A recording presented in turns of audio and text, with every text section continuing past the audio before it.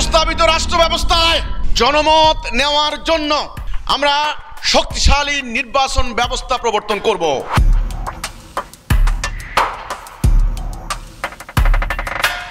যে সিস্টেমের মাধ্যমে জনমত উঠে আসবে সেটার সরই পরিভাষা হচ্ছে ইজমা।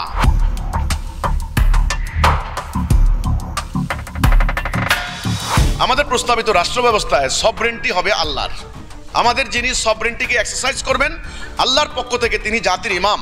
তিনি একাধারে জাতির আধ্যাত্মিক জগৎ এবং জাগতিক জগৎ, এই দুই জগতের নেতৃত্ব দেবেন।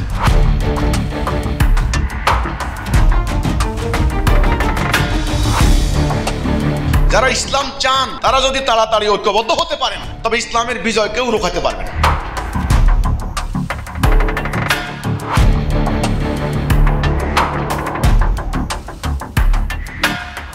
নিষিদ্ধ আর সিদ্ধ এই দুইয়ের মধ্যে মানদণ্ড হবে আল্লাহর হুকুম। যেটা অশ্লীল, অন্যায্য, অহেতুক, মানুষের ক্ষতি করে, সেগুলো সবই নিষিদ্ধ, পরিত্যাজ্য।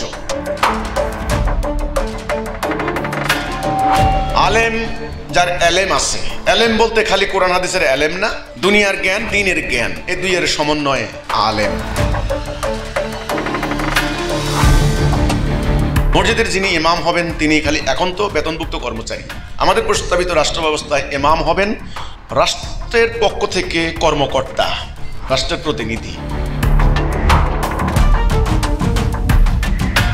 হিজবুত তাওহীদের প্রস্তাবিত রাষ্ট্র ব্যবস্থা যদি প্রবর্তন করা যায়, অর্থাৎ আল্লাহ দেওয়া দ্বীন, নিত্য প্রয়োজনীয় দ্রব্য কেনার জন্য মানুষকে হাপিত্তেশ করতে হবে না, বিক্ষোভ করতে হবে না, মিছিল করতে হবে না, পুলিশের গুলিতে জীবন দিতে হবে না, ইনশাআল্লাহ।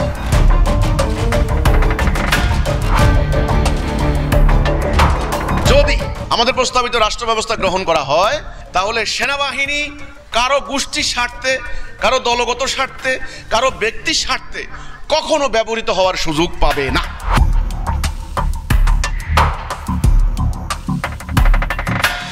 যারা মানবতার কল্যাণে নির্যাতিত নিপীড়িত মানুষের মুক্তির জন্য ভূমিকা রাখবে, সেনাবাহিনীর সদস্যরা সবচাইতে বেশি সুবিধা লাভ করবেন। জাতির প্রতিটা সদস্য বুঝতে হবে জাতি রক্ষার জন্য তাদের কি করতে হবে, তাদের লক্ষ্য থাকবে একটা, সুনির্দিষ্ট।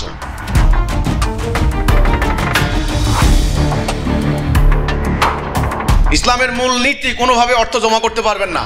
অর্থনীতি যদি গতিশীল না থাকে, ডায়নামিজম হারিয়ে যায়, সে অর্থনীতি দুর্বল হয়ে যায়, সে অর্থনীতি মারা যায়, মানুষ কষ্টে পড়ে।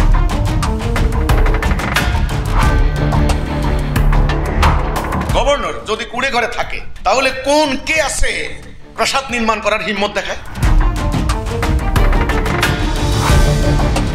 আল্লাহ আগামী দিনের রাষ্ট্র যেন ইসলামের রাষ্ট্র হয়, আগামী দিনের বিশ্ব যেন ইসলামের বিশ্ব হয়, মানবাধিকার প্রতিষ্ঠার জন্য।